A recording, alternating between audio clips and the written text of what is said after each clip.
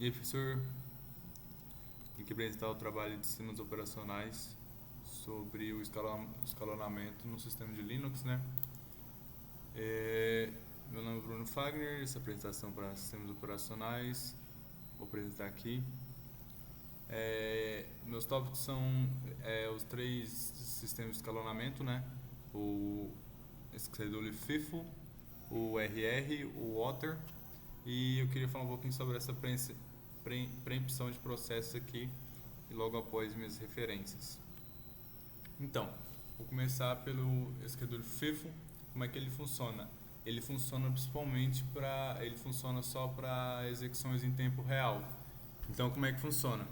Eu estou ali com um processo acontecendo aqui. Por exemplo, eu estou compilando alguma coisa, meu compilador está fazendo alguma coisa. Eu clico aqui vou no editor de texto e clico numa tecla para escrever. Ele vai parar o compilador e vai vir e vai dar prioridade para meu teclado. Por quê? Porque o meu compilador ele vai demorar muito, então a prioridade dele vai ser baixa. Então o que vai acontecer?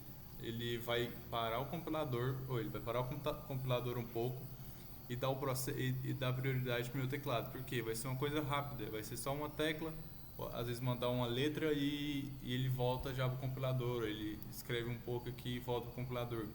Então é uma paradinha ali que não vai como é que eu posso dizer, travar o seu sistema ou deixar ele lento só porque você parou ele.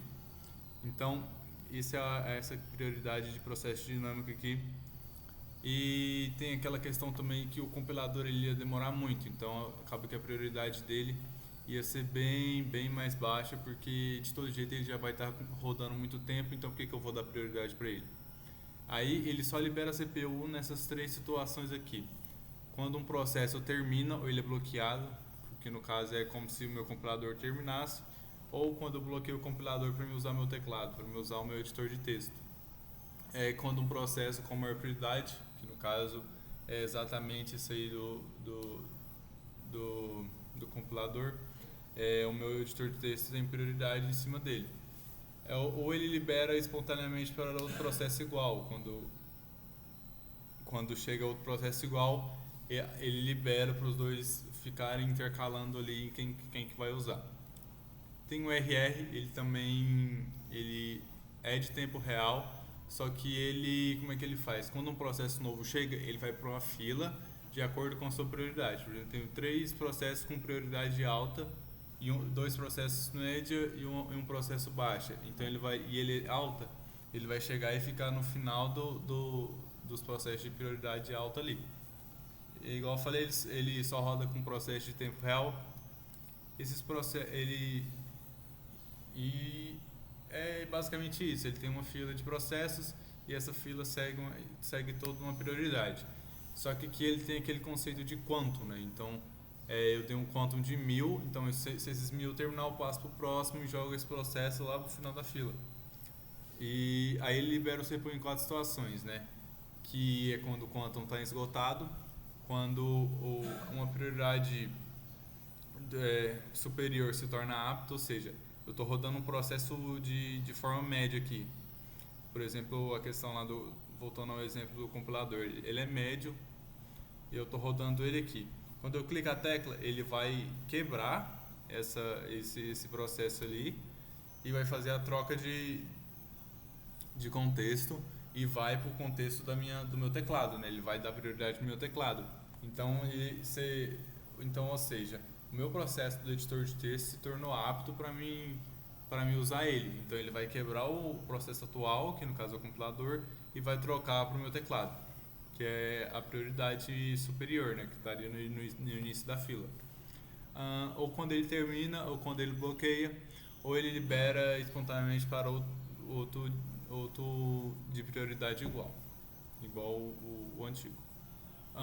Tem Schedule Otter aqui, ou seja, ele é o algoritmozinho padrão ali, ele vai rodar praticamente todos os processos e ele visa atender todos os processos, então ele vai ser o que vai monitorar ali na maior parte do tempo.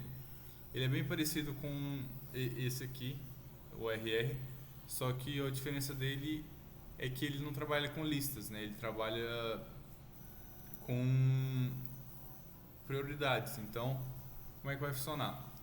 O processo chegou, ele vai atender, aí se outro processo chega de prioridade maior, ele joga na frente, se outro processo chega de menor prioridade, ele espera o quantum desse acabar e passa para o processo de menor prioridade. Então, ali, igual eu falei, ele só libera o CPU em 4 situações, que é quando o quantum esgota, ou um processo de prioridade superior se torna apto, quando ele termina ou quando ele bloqueia, ele libera espontaneamente para outro de prioridade igual. Então você vê que eles são bem parecidos, só muda que esse aqui ele vai rodar para tempos reais, esse aqui ele vai rodar para praticamente todos os processos ali na minha CPU. Então essa preempção de processo é exatamente essa quebra quebra de processo ali, que ele vai ter a troca de contexto.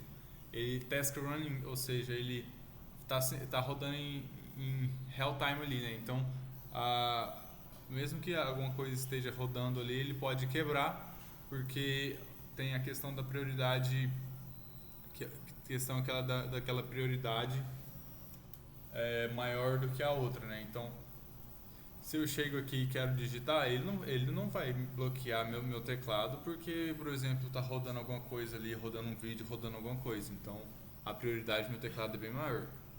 Aí tem essa questão dessa prioridade dinâmica, que eu vi que em alguns casos aí o Linux funciona em épocas.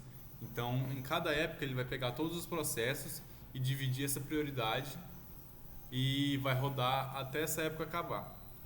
Por exemplo, eu pego 10 processos e esses 10 processos eu dou uma lista de prioridades e dependendo das prioridades eu diferencio o quantum de cada uma. Então, quanto maior a prioridade, não, na verdade ele dá mais prioridade para quem tem um quantum menor, porque vai terminar logo aquele processo e já passar para o próximo, assim liberando a CPU para alguma coisa. Essa aí é a prioridade dinâmica. Então na hora que ele terminar essa época, ele vai mudar para a próxima época, já fazendo essa troca dinâmica, né? Porque sempre a cada época essa prioridade pode mudar dependendo do quantum, da importância disso, e vai depender desses 3 quesitos aqui. Primeiro vai vir as interrupções de hardware, que é o exemplo de eu mexer o meu mouse ou de eu clicar aqui no meu teclado.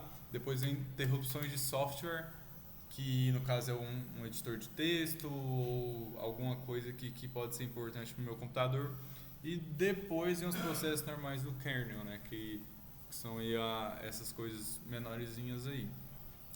E foi isso. Isso aqui são minhas referências. Eu busquei bastante em muitos lugares e muitos lugares diziam coisas diferentes, então eu peguei os que apareceram mais vezes, que foram esses 3, e foi isso. Muito obrigado.